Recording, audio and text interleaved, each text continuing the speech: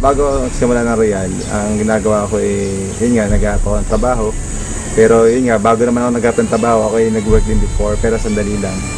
Yung panahon na yun yung pinakamahirap na parang para sa akin. Yung time na yun, nag-aap ako ng trabaho.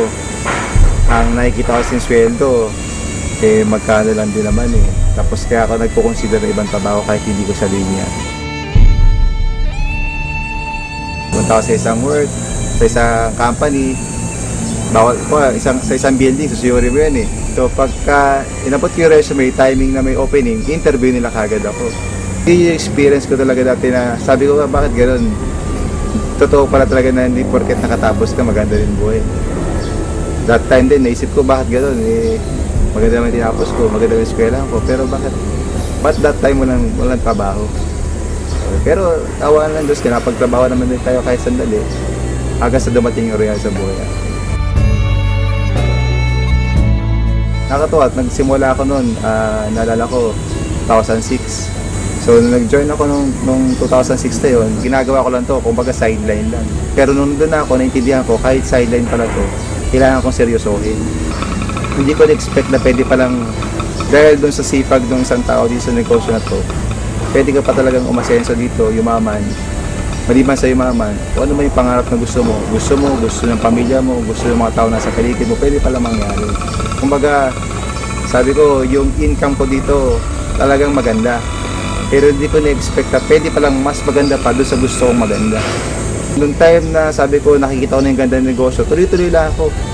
Naalala ko, pagka may mga awarding, palagi ako nandun, nanonood ko yung mga kumikita sa Royal. Natutuwa rin ako kasi meron sila ma-award.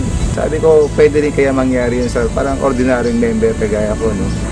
So, sa nakalipas na ilang taon ko na rin sa Royal, ako sa totoo lang, hindi ko naman in-expect na pwede pala maging number 1 Ang sa akin lang, dito ako sa Royal, gagawin ko to para sa pamilya ko. At dumating yung time, ito na pala, yung bunga ng trabaho, yung hirap, yung pagod, pwede ko pala mag number 1. Hanggang sa nitong mga nakalipas na ilang buwan, natawa ako kasi nung time na nabigyan ng yung Royal mismo, nagsimula na isang branch sa ibang bansa, nakita ko yung opportunity na pwede pa rin pala ako magsimula ng Royal kahit wala ako sa Pilipinas. Sabi ko, ito na siguro opportunity para maidala ko yung negosyo ng Royal doon sa mga ibang kaibigan ko o kakilala ko sa ibang bansa. Naalala ko yung hirap namin dati kasi wala pa naman opisina yung Royal that time doon. Ultimo, madaling araw, nag-i-impake pa ako ng produkto kasi meron siyang kamag-anak na pupunta doon. Pinadadala ko pa yung produkto doon. Tawa ng Diyos, yung opisina po natin sa Royal nagbukas na doon sa Dubai, sa UAE. Napakalaking bagay doon kasi yung mga tao, mga kaibigan ko na nagsimula ng Royal na naniwala sa negosyo ng Royal, ngayon nandun na po sila. Yun yung hanap buhay nila, yun yung pagkakakitaan nila. Yun na po yung sinasabi nga natin na additional income sa kanila kahit nasa abroad sila. Papasalamat po ko sa Diyos na dumating po yung oportunidad ng Royal. Dahil sa Royal, isa po sa naibigay po sa amin ng Royal is yung mga travel incentive. Ito po kung may nakapunta sa Europe, napunta kami sa Paris, sa Switzerland, sa Germany. Napakadami yung lugar na talagang kahit sa pelikula ko lang siguro siya napanood dati, pero nandun kami that time.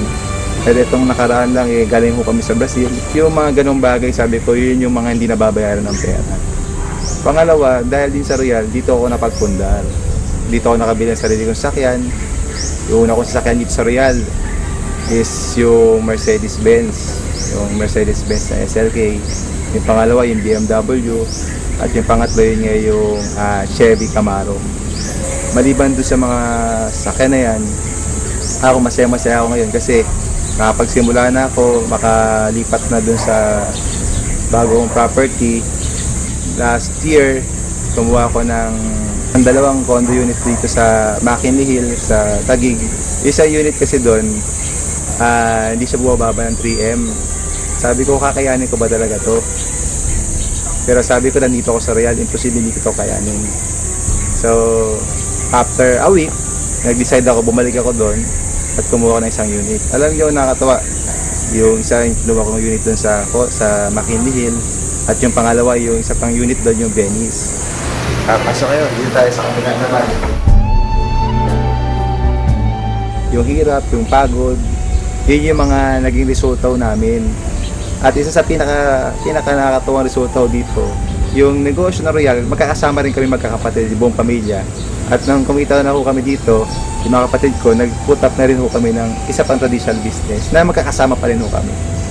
Napagtayo ho kami ng isang restaurant, at the same time yung car wash, na ito, patatakbuhin po ng pamilya ho namin.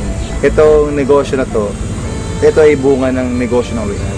Nakatuwa, nakita ko na po yung bunga, yung 6 na taon na pinaghirapan po namin dito sa Royal.